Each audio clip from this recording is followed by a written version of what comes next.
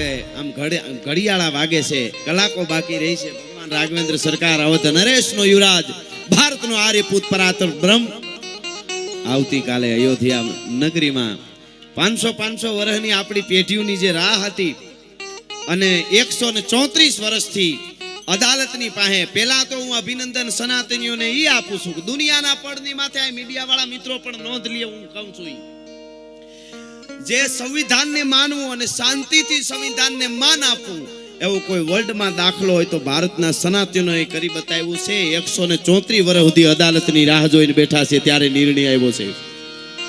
આમાં પણ કોઈ આપણા ઉપર આંગળી કાલે ના ઉઠાવી શકે કે અમને ધીરજ પણ આપણે આવડે. ધીરજ ધર્મ, અમે રામાયણને પીન બેઠા છીએ એટલા માટે. ધીરજ ધર્મ મિત્ર નારી, આફત કાલ પરખીએ ચારી. એટલે ઈ અંત આવ્યો છે. આપણા બાપ દાદાઓ ગામડામાં રહીને માળા ફેરવીને રામ રામ રામ રામ રામ રામ હવારમાં ઉઠીને 5 પાડો હોયનું હારું કરજો મારા રામ એમ કહેતા હતા. ઈ આજે વખત આવ્યો છે. શું આનંદ! એનો આનંદનો એક દરિયો હિલોળે ચીડ્યો છે સમગ્ર ભારત વર્ષમાં અને વિશ્વમાં વસતા સનાતનીઓ માટે, રામ ભક્તો માટે. મને ગઈકાલે ગાડીમાં બેઠો જતો હતો ને હું શેર આમ બહુ ક્યારેક લખું, પણ એક શેર એક જ લીટીનો આવ્યો છે અને મારે હું કોના માટે છે ઈ તમે દાદ આપશો તો મને ખબર પડી જશે કે તમે સમજી ગયા. સાંભળજો, એક નાનકડો હાવ છે પણ તમને આમ આવશે મજા. સારી દુનિયા કે સનાતનિयों का सीना चौड़ा और बड़ा कर दिया. સાંભળજો, પાછળ સમજાય કે હું કોના માટે કહું તો દાદ આપજો. सारी दुनिया के सनातनियों का सीना चौड़ा और बड़ा कर दिया. एक अकेले आदमी ने पूरे देश में माहौल खड़ा कर दिया. गई काले में लिखूं है बस नानू. एक अकेले सारे दुनिया के सनातनियों का सीना बड़ा चौड़ा और बड़ा कर दिया. एक अकेले आदमी ने पूरे देश में माहौल खड़ा कर दिया. यार माहौल खड़ा कर दिया. મને હું કાયમ કહેતો મારા પ્રોગ્રામ તમને ખબર, મારે એવું કઈ બીજું કોઈ એવું નહીં પાર્ટી માટે આવું તેમ. હું સાહિત્યકાર, પણ હવે મોદી સાહેબ મને ગમે છે તો ગમે છે યાર, એમાં તો શું બીજું સાહેબ. એ હાલે આવતા હોય તો મામા મજા આવે. તમે વિચાર કરો અને આજે જોયું મેં, તમે વિચાર કરો યુવાનો, આમાં મને તમને આ વાત લાગે આપણે બધાને. આજે આખો દિવસ કેટલી જગ્યાએ એમણે એ બધી વિધિ, પાણીના કળશ જ્યાં જાય ને ઘડીએ ઘડીએ સવારથી સાંજ સુધી 11 દિવસ સુધી નાળિયેર પાણી ઉપર રહેવાનું અને સવારથી સાંજ સુધી એ સરયું ને કિનારે ત્યાં જાય તો ખબર પડે. ટાઈટનું નામ લઈને તો અટાણે ટાઈટ લાગે એમ છે. 7-8 વાર બોલી ટાઈટ ટાઈટ ટાઈટ તો કઈ એમ થાય પહેરી લઈ કઈક એવે ટાણે કળશ લઈને આમ માથે ઈ નાખે છે. આવડી ઉંમરનો ભાભો મોદી સાહેબ, આ લાડમાં ભાભો કહું છો. हाँ, बाकी ऐसा जुआन भारत को दूसरी बार मिले या ना मिले कोई बात नहीं कह सकता. हाँ, પણ સાહેબ ઈ આમ ઉંમરમાં તો કેવો પડે કે નહીં? ઈ એને દેખાવ ને હવે ઈ માથે કળા ઢોળે છે આખો દિવસ અને ઈ તોય આપણે તોય ઘણા કે આમ થાશે ને આ આમ કરે છે ને આમ છે. ખેર હવે ઈ તો હોય છે, હવનું કામ હવ કરે.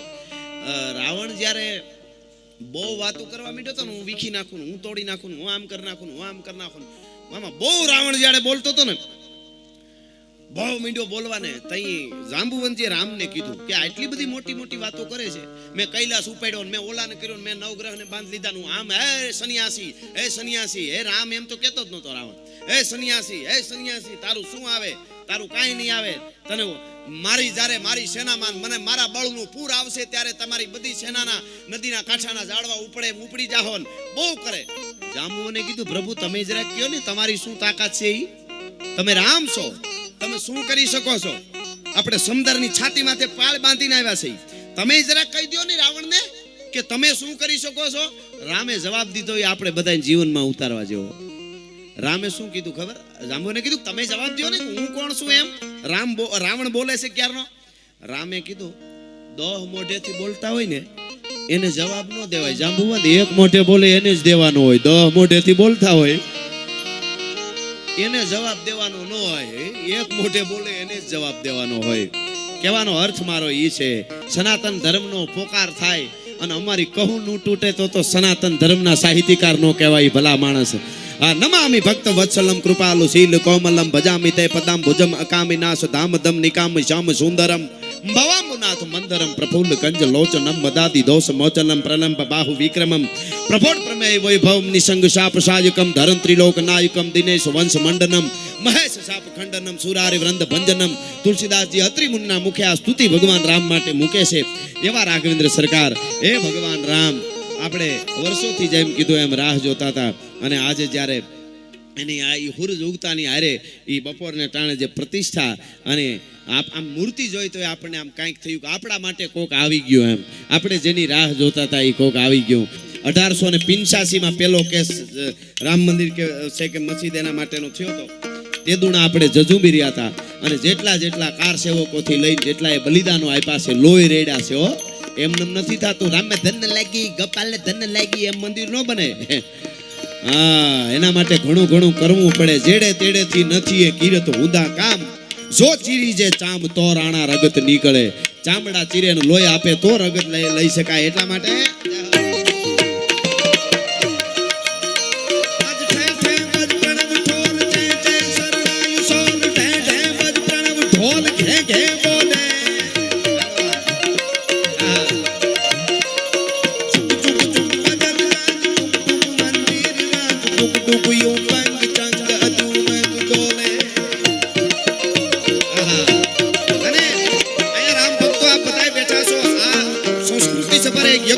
ખાલી ડાયરો મનોરંજનનો નથી, કહી દઉં આપ બધાને. આપ અહીં ખાલી 3 કલાક સમય આપવા માટે આવ્યા છો. એ તમારી આ ગ્રામ ભજનના યજ્ઞમાં તમારી આહુતિ છે. આ બોગરા સાહેબ ભરતભાઈ દોશીને મારે વિજય મામા 5 દિવસના ઉત્સવમાં રાતને એને આ દિવસને રાતે રહોડા ખુલ્લા મૂકી દીધા. જાહેરમાં છાપામાં દીધું કે જેને પ્રસાદ લેવો હોય લઈ શકે. પૈસા હોય તો આ બધું થઈ શકે. ઈ કોઈને બે મોજ કાઢ નાખે. અરબો ખરબોપતિ જોયા છે આપણે, એને જ ખબર ન હોય કે એની પાસે કેટલા રૂપિયા છે. પણ જરાક વાત આવે ક્યાંક આપવાની ધર્માદાની, એકચ્યુઅલી એમાં અમને ખબર ના પડે. હા, પછી એને ઘેરે જઈને છોકરો હોય 20 વર્ષનો સોફે બેઠો હોય ને આપણે છોકરાને પૂછી તાર નામ શું, તો કે લે કર ભેળા. હા, ઈ તો બધું આયા જ છે એમ. हाँ पानी के जंतु कहा पहचानत ग्रीष्म के तप की गर्दी की अन केसर की करी हूँ कहाँ कीमत है न परीख जहाँ हरदी की कायर कोन कशु परी है कल सूरन को सुधी है मर्दी की पानी में રહેવા વાળા માછલાને ખબર ન હોય વૈશાખ મહિનાનો ધોમ ધકતો તાપ છે એનો કેવો તાપ લાગે છે એની તડકો કેવો છે ઈ તડકાની ખબર રાજસ્થાન પાકિસ્તાનના બોર્ડર પર રાજસ્થાનની ધરતીમાં રેગિસ્તાનમાં દોઢ મણના વેપન ઉપાડીને આપણા સેનાના યુવાનો ઊભા હોય ને એને ખબર હોય તડકો કેવો પડે છે ભલા માણસ એની વાત છે આ એટલા માટે આ વધારો એટલા માટે